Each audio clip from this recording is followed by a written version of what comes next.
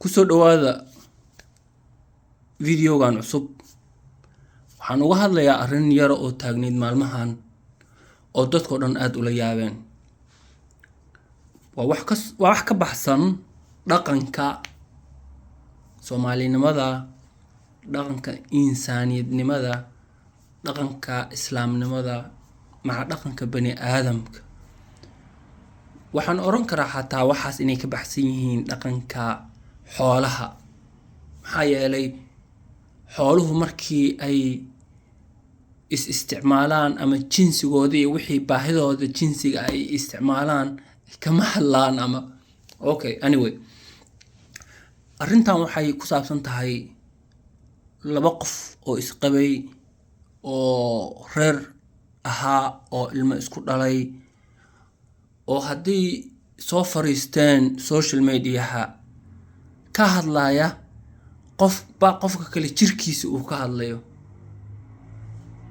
dee wax dhici jiray maaha, wax dhici karana maaha. wax la gartay dee labada qof waa isfahmi waayaan, waa kala tagaan, waa ma fahanta. laakiin nin raga oo hadduu soo fariistay dhahaya naagtii aaqibi jiray ama ilmaha ii dhashay saasay ahayd, ma qubaysan jirin, jirkeedu saas u ahaa, yacni private partkeedii uu tilmaamaya iyo waxyaalihii hoose. midda ugu daran waxayba ahaydba markuu yiri hooyad ayeeday ma yiri ayaa ka jir qurxooneyd. wada ayeediis jirkeeda xageeba ku arag waxaan warkaale. midda kalena marka waxay tahay oo markii laga soo tago intaasoo dhanba dee haddii dadku ay waalan yihiin dad qabsada male. marka videogan waxaan uga hadlayaa laba arrimood. marka koowaad ninkaa rabaa inaan wax yar ka iraado oo ninkaan warheedhe nin weyn baa tahay, gabadhaan caynaysid wiil bay kuu dhashay, wiilkaas beri ka maalin waa korayaa, beri ka maalin wuu arkayaa videoyadan iyo waxaan hooyada isku caynaysid kala dhimateen. isku xishood niyahow oo gabadhaan videoyadeeda iyo afaaraheeda iyo waxaan ka hadlaysid iyo jirkeeda kolla wixii kaba hadashay, laakiin hadda ka bacdi dhuuma niyahow yaa lagu arag oo dadka ka dhuumo oo isku xishood. gabadhana hal mid labaan leeyahay. gabadhan marka koowaad waxaan leeyahay ninkan haddii uu hayo videoyo iyo waxyaalo uu kugu hanjabayo ama uu kuleeyahay waa soo bandhigayaa mar baan arkayay, way fududahay. waddan baa joogtaa sharciyo iyo wax ka jiraan. siibaa waddanka hadda aad joogtid Scandinavian-kaasaa joogtaa u malaynaya dhono Sweden iyo Denmark mid ay tahay.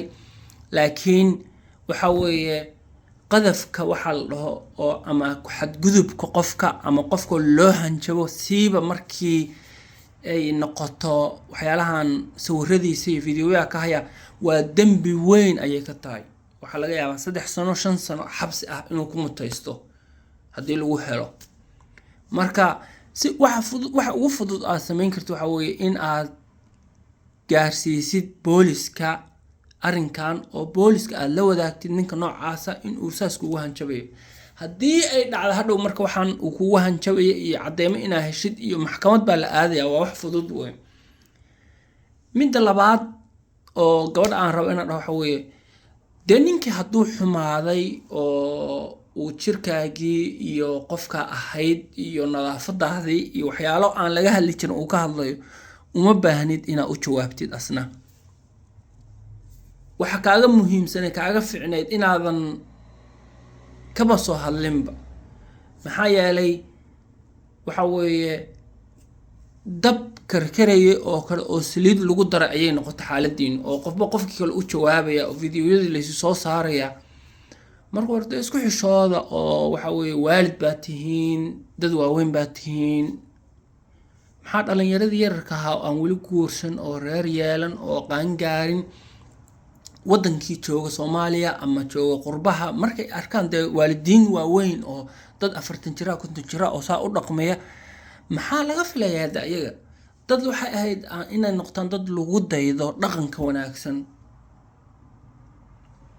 marka bal wax isku hara oo kolla wixii hadda banaanka usoo baxeen laakiin maca dadka kale oo isqaba oo kala tagaya ama dhibaatada ku kala tagaya ama xumaanta ku kala tagaya waxaa loo baahan yahay in aysan ciyaalkooda dartood iyo iyaga sumcadooda dartoodba labadaba in aysan waxyaalahaasi wax la mid ah aysan mataqaana aysan ku kicin.